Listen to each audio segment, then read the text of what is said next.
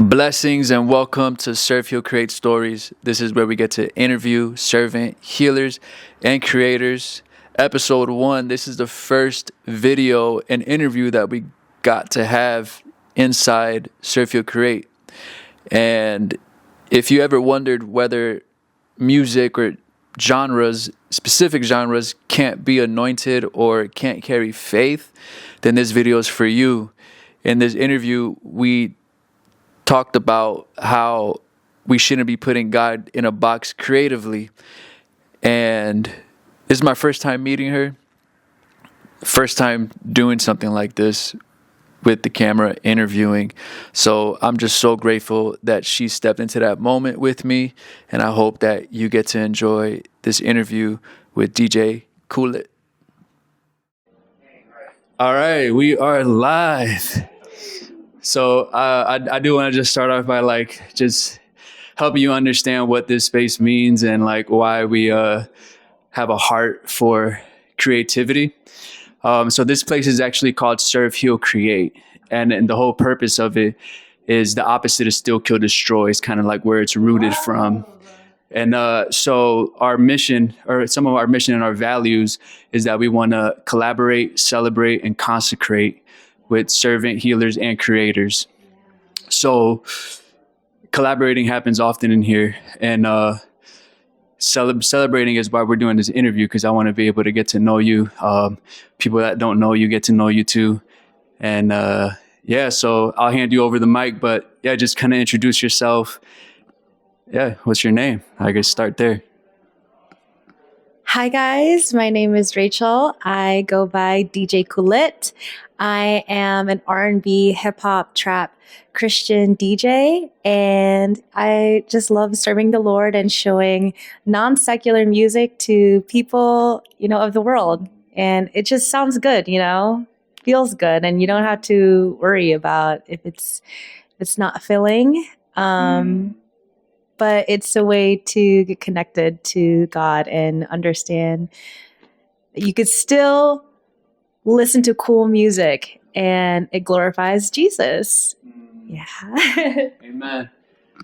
Yeah, you mentioned a really good point, which kind of makes me think, and I kind of want to know a little bit of your story, which is what did you kind of listen to, and then why, back in the day, versus kind of how music has evolved in your journey, and why it did. Why did you feel like you had to, or maybe the benefits of it and all that? For sure.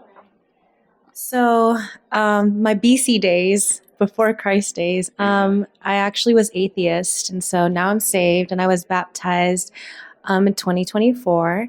And I fast forward was given a DJ board because I was always in the aux chord, and everyone was like, Rachel, just play your music. I always thought I had great taste in music and I enjoy sound.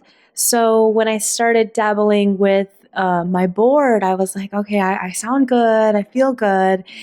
And I don't know, it was just sitting in my heart one day, and I realized, I was fasting at this time too. So I was fasting secular music, and I was like, I need to find some good sounding music that sounds secular, but is not, it's not at all. And it's not feeding the flesh at all.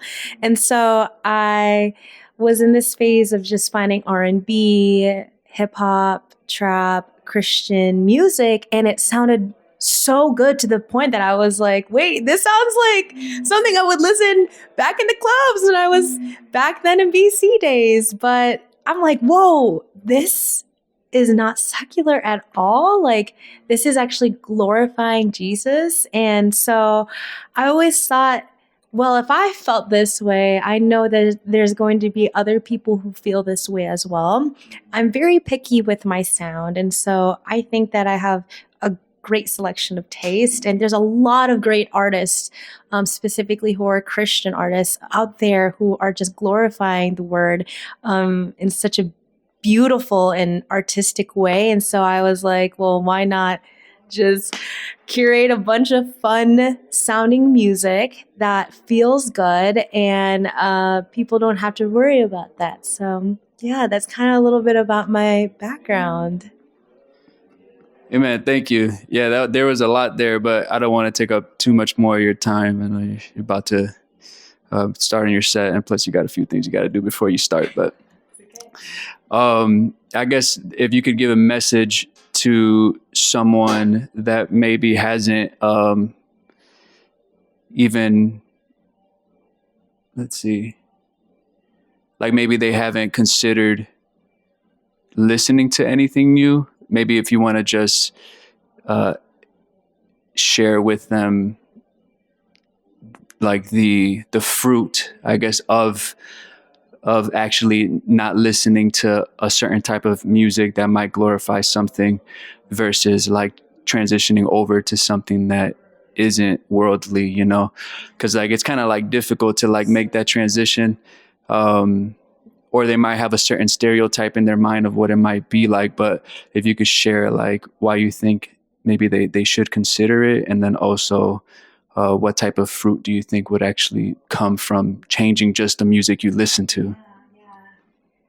So actually, it's funny that you mentioned that. My friends who, are still walking in their faith, when they first witnessed my set, they were like, wait, this is Christian music? I'm like, yeah. They're like, why do I want to dance to this? I'm like, that's exactly how it's supposed to sound. And so my encouragement is for anybody that's out there who, want to dabble in this space of Christian music. It isn't about like the stereotypes. It's not always gospel, even though like we love the gospel music, but man, God is so creative. He is so detailed oriented, and God is not stale at all. And so he is such an imaginative mind. And so I encourage anybody who's interested just to step into, just a little bit, dip your toes, go on YouTube, search up, Christian house music or Christian techno,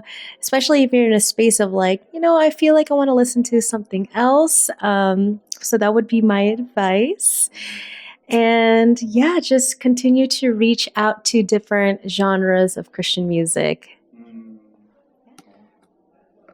Amen. Well, that's it. I'm going to go ahead and tag all your details on the video and all that. But yeah, thank you for your time, and I'm excited to hear your set. It's going to be awesome. Well, thanks for watching. If you enjoyed, you already know. But let's remember to not put God in a box, but to always be open, to be able to not be content with what we know, but be willing to see things differently, especially when it comes to creativity and music, because there's a lot of stuff out there. There's a lot of amazing talent out there.